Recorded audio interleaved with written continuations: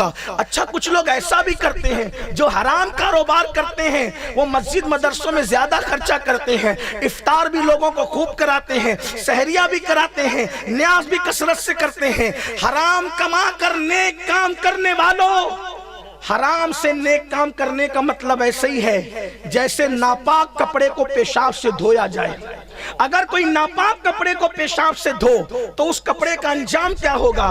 ایسے ہی حرام روزی سے، حرام کاروبار سے نیک کام کرنے والوں کا انجام ہے، ثواب ملنا تو دور کی بات ہے، الٹا وہ عذاب میں گرفتار ہوگا، گناہ میں مبتلا ہوگا۔ اس لیے میں اپنی گفتگو کو بہت طویل نہیں کرنا چاہتا، مختصر آئیں۔ اب آئیے، اگر حرام کی بات آپ کے سمجھ میں آ گئی، یہ بھی کہتا ہوں کچھ ایسے لوگ ہیں جو شارٹ میں ترقی کرنے کے چکر میں کیا کرتے ہیں، کسی کا بھی بڑے بیوپاری کا لمبا چوڑا لے لیتے ہیں اور لے کر کے چند دنوں کے بعد غائب ہو جاتے ہیں، اور اس کے بعد پھر چند دنوں تک غائب رہتے ہیں، پھر ماشاءاللہ داڑھی آ جاتی ہے، پہلے سب کے نمازی بن جاتے ہیں۔ کیا کیا مولانا؟ اب میں نے توبہ کر لیا۔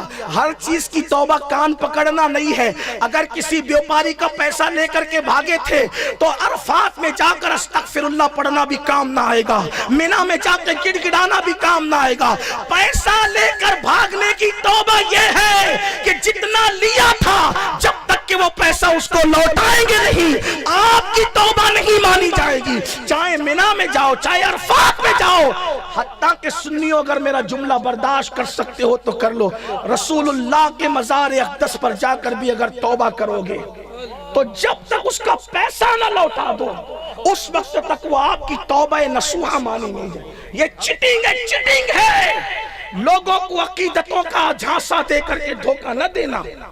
اگر یہی چیز ہے کہ کسی کا بھی لے کے بیٹھ جاؤ اور کہیں بھی جا کے توبہ کر لو قبول ہے، پھر تو امان اٹھ جائے گی، پھر تو امان ختم ہو جائے گی۔ لوگ قرضے لے کے بیٹھ جاتے، دیتے نہیں ہیں۔ اللہ کے رسول علیہ السلام ایک جنازے میں تشریف لائے، اللہ کے رسول ایک جنازے میں تشریف لائے۔ قربان، جب میں یہ حدیثیں پڑھتا ہوں کہ وہ جنازے میں آئے تو میرا دل اندر سے جھومنے لگتا ہے، کیونکہ وہ کسی کے جنازے میں آئے، وہ کسی کے جنازے میں آئے۔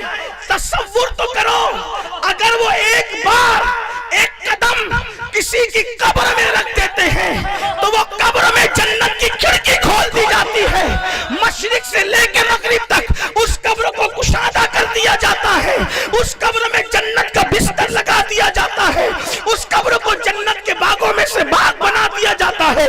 اگر وہ جنازے میں آئے تو صاحب جنازہ کی شان کیا ہے؟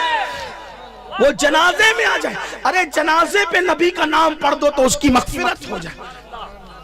بلکہ اگر کوئی نیک کسی کے جنازے میں آ جائے تو اس کے آنے سے میت کی مغفرت ہوتی، نبی کا غلام آئے تو مغفرت ہو جائے، صاحب شفاعت آئے تو شان کیا ہوگی؟ جس کے سر پہ شفاعت کا سہرا سجا ہے، جس کے ماتھے شفاعت کا سہرا سجا، جس کے ماتھے شفاعت کا سہرا سجا، اس جبین سعادت پہ لاکھوں سلام۔ نبی کی شان کیا ہے؟ ہمارے علماء فرماتے ہیں جتنی دیر تک حضور کسی چٹائی پہ بیٹھ جائیں، اگر آپ کی توجہ ہے اپلیٹا والوں تو دھیان دیں، حضور کی آنے کی بات کر رہا ہوں، آنے کی اہمیت سمجھ میں آئے گی، قرضے کی اہمیت سمجھ میں آئے گی۔ لے کے کھا رہے ہو، لے کے بیٹھ رہے ہو، بڑے تاجر بننے کا شوق ہے، بڑا تاجر بننا ضروری نہیں، بڑا مومن بننا ضروری ہے، بڑا مسلمان بننا ضروری ہے، اس کے بغیر جنت نہیں ملنے والی۔ اللہ اکبر۔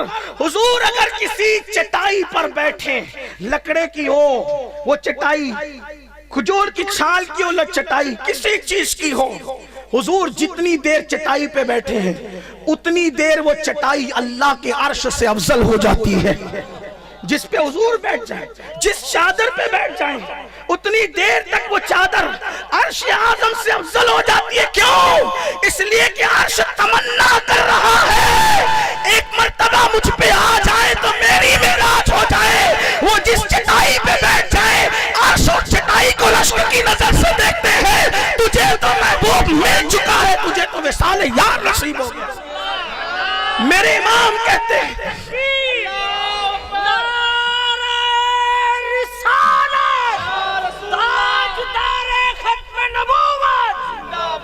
میرے امام کہتے ہیں ہے بیتاب جس کے لیے عرش اعظم، ہے بیتاب جس کے لیے عرش اعظم، وہ اس رہروے نامکا کی گلی ہے۔